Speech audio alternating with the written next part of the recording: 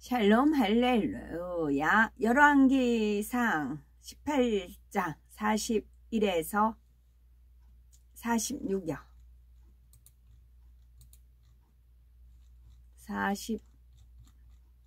41에서 46여 엘리야가 아합에게 이르되 올라가서 먹고 마시소서. 큰 비 소리가 있나이다. 아합이 먹고 마시러 올라가니라. 엘리야가 갈멜산 꼭대기로 올라가서 땅에 꿇어 엎드려 그의 얼굴을 무릎 사이에 놓고 그의 사환에게 이르되 올라가 바다 쪽을 바라보라. 그가 올라가 바라보고 말하되 아무것도 없나이다. 이르되 7번까지 다시 가라. 7번째 이르러서는 그가 말하되 바다에서 사람의 손만한 작은 구름이 일어나나이다. 이르되 올라가 아합에게 말하기를 비에 막히지 아니하도록 마차를 갖추고 내려가소서 하라 하니라. 조금 후에 구름과 바람이 일어나서 하늘이 캄캄해지며 큰 비가 내리는지라. 아합이 마차를 타고 이스라엘로 가니 여호와의 능력이 엘리야에게 임하매 그가 허리를 동이고 이스라엘로 들어가는 곳까지 아합 앞에서 달려갔더라. 잠언 18장 12절. 사람의 마음의 교만은 멸망의 선봉이요 겸손은 존귀의 길잡이니라. 존귀의 길잡이니라. 겸손은. 열왕기상 18장 19에서 24절요. 그런즉 사람을 보내 온 이스라엘과 이세벨의 상에서 먹는 바알의 선지자 450명과 아세라의 선지자 400명을 갈멜산으로 모아 내게로 나오게 하소서. 아합이 이에 이스라엘의 모든 자손에게로 사람을 보내 선지자들을 갈멜산으로 모으니라. 엘리야가 모든 백성에게 가까이 나가 이르되 너희가 어느 때까지 둘 사이에서 머뭇머뭇하려느냐. 여호와가 만일 하나님이면 그를 따르고 바알이 만일 하나님이면 그를 따를지니라 하니 백성이 말 한마디도 대답하지 아니하는지라. 엘리야가 백성에게 이르되 여호와의 선지자는 나만 홀로 남았으니 바알의 선지자는 450명이로다. 그런즉 송아지 둘을 우리에게 가져오게 하고 그들은 송아지 한 마리를 택하여 각을 떠서 나무 위에 놓고 불을 붙이지 말며 나도 송아지 한 마리를 잡아 나무 위에 놓고 불을 붙이지 않고 너희는 너희 신의 이름을 부르라. 나는 여호와의 이름을 부르리니 이에 불로 응답한 신 그가 하나님이니라. 백성이 다 대답하되 그 말이 옳도다 하니라. 하나님의 권능을 행한 엘리야입니다. 항상 겸비하게 자신을 낮추며 믿음으로 순종해 나감으로 살아계신 하나님의 능력을 마음껏 나타내는 영적 장수가 되어야 됩니다. 라는 그런 목표입니다. 하나님의 능력을 마음껏 나타내는 영적 장수가 되고 싶어요. 그러면 어떻게 해야 할까요? 항상이에요. 항상 겸비하게 자신을 낮추며 믿음으로 순종해 나가면 살아계신 하나님의 능력을 체험하고 드러내고 영광 돌릴 수가 있습니다. 엘리야는 BC 9세기경 우상 숭배가 만연한 북이스라엘 아합 왕 때에 활동한 선지자입니다. 그는 이방신을 섬기는 850명의 거짓 선지자들과 대결해 믿음으로 하늘에서 불을 끌어내렸고 간절한 기도로서 3년 반 동안 가물었던 이스라엘 땅에 큰 비를 내리게 했습니다. 사르밧 과부로부터 떡 한 조각을 공개받고 가뭄이 끝날 때까지 양식이 끊이지 않는 축복을 주었으며 죽은 아이를 다시 살리기도 했지요. 또한 요단 강을 가르는가 하면 앞일에 대해서 밝히 애언하기도 했습니다. 마침내 산채로 해리 바람을 타고 승천하였지요. 그러면 엘리야는 어떠한 선의 마음을 가졌기에 하나님께로부터 놀라운 권능을 받아 행하며 죽음을 보지 않고 승천하는 축복을 받았을까요? 첫째는 심히 겸비하여 누구와도 부딪히지 않는 마음이었습니다. 엘리야는 원래 매우 유약한 성품이었습니다. 자신은 부족하고 내세울 것이 없다고 생각해서 자신감이 없는 모습이었지요. 어떤 상황에서도 자기를 주장하거나 자기 의견을 관철시키려 하지 않았습니다. 심히 겸비한 마음을 가졌기에 누구와도 부딪히거나 화평을 깨는 일이 없었지요. 자칫 이 모습이 우유부단해 보일 수 있으나 영적으로 변화된다면 큰 선지자로 발돋움할 수 있는 기본 바탕이 됐지요. 하나님께서는 엘리야의 겸비함을 높이 사시고 연단을 통해 큰 선지자로 나오게 하셨습니다. 모세나 사도 바울의 경우는 변화되기 전에도 매우 담대하고 능력 있는 사람이었기에 하나님의 일꾼으로 쓰임받기까지 자기를 철저히 부인하고 낮아지는 연단의 과정이 필요하였지요. 그러나 엘리야는 연단을 통해 마음이 낮아진 것이 아니라 본래 성품이 매우 유약하고 자존심이나 들램이 없었습니다.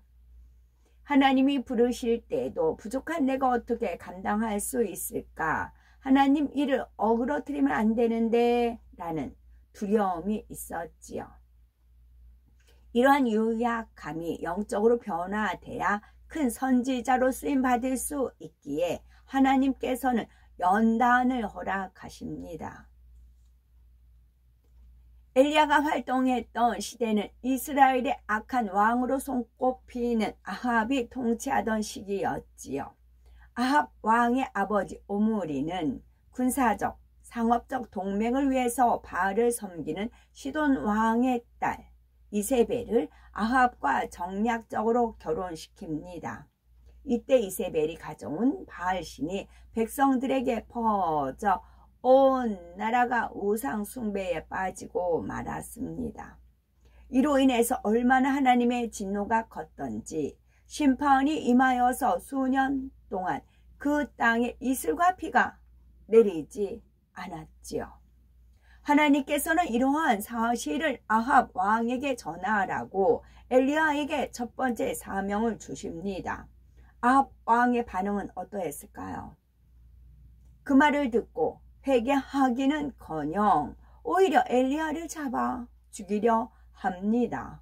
이를 아신 하나님께서는 엘리야를 그리 시냇가에 숨게 하시고 까마귀를 통해서 떡과 고기를 공급해 주셨습니다. 얼마 후 가뭄으로 시내가 마르자 하나님께서는 엘리야를 시돈 땅에 사는 사르밧 과부에게로 가게 하십니다. 그곳에서 엘리야는 과부로부터 마지막 남은 양식인 떡 한 조각을 공개받고 가뭄이 끝날 때까지 양식이 끊이지 않는 축복을 받게 해 주었지요. 가뭄이 시작된 지 3년 반쯤 됐을 때 하나님께서는 엘리야에게 비를 내릴 것이니 다시 아합 왕을 만나라고 하십니다. 아합 왕은 이스라엘에 닥친 가뭄이 엘리야 때문이라 생각했기에 만일 엘리야가 왕 앞에 나아간다면 자칫 생명을 잃을 수도 있는 상황이었습니다. 마음이 유약한 엘리야가 이러한 하나님의 명령에 순종하는 일이 결코 쉬운 일은 아닙니다. 엘리야는 하나님 명령대로 아합 왕을 찾아가 하나님의 뜻을 분명히 전달합니다. 가뭄이 든 원인이 왕과 백성의 우상 숭배 때문이라는 것입니다. 그리고 우상을 섬기는 거짓 선지자들과의 대결을 제안하기까지 합니다. 갈멜산에서 불의 응답을 끌어내리는 신이 참 신임을 밝히자는 것이었지요. 850명의 거짓 선지자와 우상 숭배에 빠진 백성들, 그리고 자신을 죽이려는 왕이 보는 가운데 엘리야 홀로 나서야 합니다. 만약 불의 응답을 받지 못한다면 엘리야는 그 자리에서 목숨을 잃을 수 있는 상황이었습니다. 그러나 그는 하나님을 전적으로 신뢰하기에 자신의 유약함을 깨트리고 담대히 행할 수 있었고, 결국 불의 응답을 끌어내려 하나님만이 참 신이심을 증거했습니다. 두 번째는 하나님과 교통의 끈을 놓지 않고 오직 믿음으로 순종하는 마음이었지요.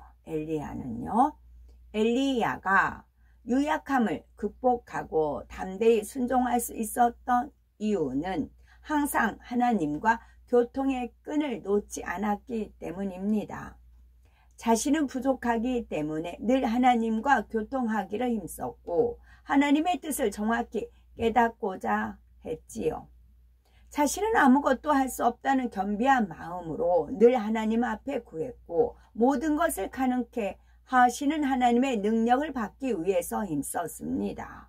이를 통해서 엘리야는 자신의 유약함을 극복하고 하나님이 주시는 담대함과 하나님이 주시는 능력, 그리고 믿음으로 주어진 사명을 온전히 감당할 수가 있었습니다.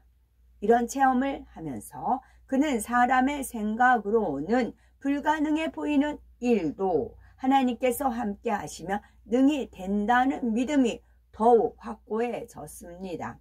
그렇다고 단번에 유약함이 벗어진 것은 아니었습니다.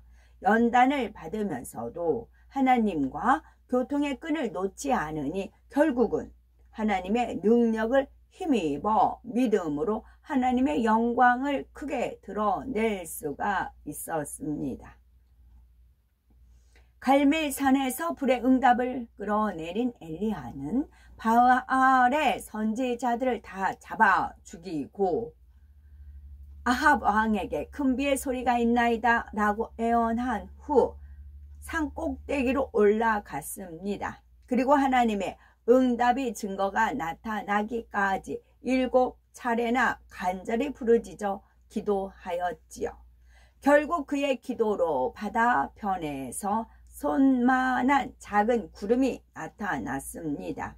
그는 곧 큰 비가 내릴 것임을 알았고 그 믿음대로 조금 후에 엄청난 비가 쏟아졌습니다. 이처럼 엘리야가 큰 권능을 나타낼 수 있었던 것은 자신은 할 수 없으되 하나님은 하실 수 있다는 확고한 믿음으로 하나님의 뜻에 순종했기 때문입니다.